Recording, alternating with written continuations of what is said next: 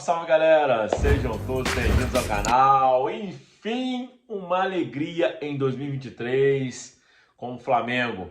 Primeiro grande resultado, venceu um clássico contra seu maior rival, Vasco da Gama, 3-2 de virada. Um jogo que foi muito bom assim do ponto de vista do entretenimento, foi um jogo movimentado lá e cá, mas que ambas as equipes falharam demais defensivamente. E o Flamengo, com a vitória, consegue reverter a vantagem que era do Vasco. O Vasco jogava por dois resultados iguais. Agora o Flamengo vence por 3-2 e inverte a vantagem. O Flamengo agora pode empatar a partida de domingo, às 6 da tarde, que se classifica para a grande final do Campeonato Carioca. Obviamente, não é o título que nós rubro-negros queríamos, né? Queríamos sim ter ganho a Supercopa, a Recopa e o Mundial, pelo menos chegar até a final contra o Real Madrid. Mas, como eu não me canso de dizer, o Campeonato Carioca já foi muito grande, assim como todos os estaduais, mas hoje em dia não é mais. Então, é um prêmio de consolação, mas temos que ir atrás desse prêmio e, principalmente, melhorar a cada jogo de futebol. E hoje alguns jogadores deram um recado, principalmente o que estava precisando, que foi o Arrascaeta. O jogador principal do time, que é o cérebro do time, é o Arrascaeta, e ele vinha muito mal e hoje fez uma grande partida. Mas defensivamente, apesar da escalação com 3 zagueiros e 2 volantes, o Flamengo falhou muito defensivamente, né? Aliás, as defesas de Flamengo e Vasco falharam muito. Todos os gols foram com falhas defensivas, até o golaço do Arrascaeta, porque a rebatida por meio da área é uma bola que geralmente o zagueiro, o defensor tem que rebater para o lado, e rebateu por meio da área. Mas enfim, o Flamengo começou perdendo com o gol do Gabriel Peck do Vasco, após o Rodrigo Caio tentar tirar a bola e acabar espirrando o taco por meio da área, perto da pequena área. Gabriel Peck chegou de primeiro 1-0. Depois o Flamengo chegou ao empate com um golaço do Arrascaeta, uma nova entregada da defesa do Vasco, que ele rebate por meio da área, o Arrascaeta pega de primeiro uma pancada, um golaço. E o Flamengo chega a virar o jogo ainda no primeiro tempo, novamente com uma entregada assim bizarra. Essa foi pior que a do Rodrigo Caio. O Campasso estava praticamente do lado do Pedro, entre a grande e a pequena área. Rolou pro Pedro, o Pedro só dominou, soltou a pancada, 2-1 Flamengo.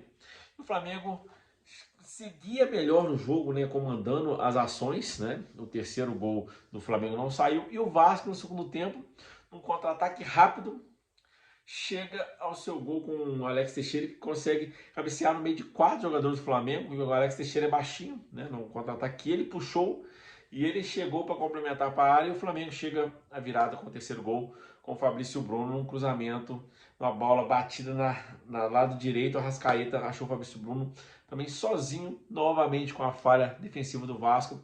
Ninguém olhou o Fabrício Bruno entrar, ele entrou no meio de 3 jogadores do Vasco, fez de cabeça cara a cara com o goleiro, praticamente na linha do gol. O goleiro não saiu e a defesa também não saiu. O Flamengo venceu por 3-2, inverte a vantagem, mas tem pontos positivos demais nesse jogo. Primeiramente, independente de eu gostar ou não do esquema, eu não gosto de 3 zagueiros, não gosto desse esquema, principalmente com o Flamengo, porque não é a característica do Flamengo. Eu também não acho que é a característica do elenco. O elenco tem muito bons jogadores, tanto é que para ele usar esse esquema, ele deixou o Everton Ribeiro no banco, escolheu o Cebolinha também para ficar no banco, entrou com Pedro e Gabigol, né? Arrascaeta praticamente só ele armando, com Vidal e Thiago Maia na contenção, Mateuzinho e Ayrton Lucas abertos pelas alas, né? E na defesa, Rodrigo Caio, Fabrício Bruno e Pablo. O Pablo e o Rodrigo Caio hoje não muito bem. O Fabrício Bruno, além do gol, também jogou uma partida melhor que os outros 2 zagueiros, mas não tão boa. E o Santos hoje protagonizou, quase toma um gol diante do meio campo, porque ele foi sair numa bola que o jogador do Vasco solta uma pancada para frente.